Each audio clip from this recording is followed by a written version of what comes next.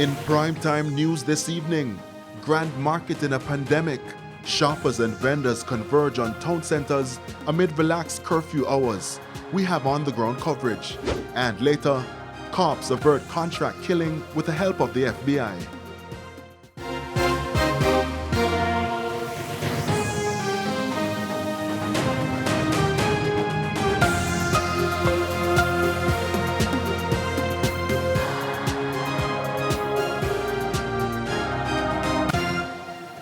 Good evening and welcome to Primetime News. We're live on air and online at onespotmedia.com. I'm Herman Green.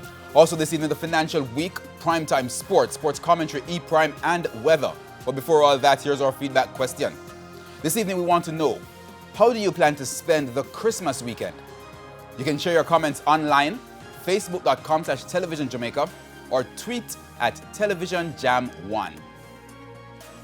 Please stay with us. Primetime News returns right after this break.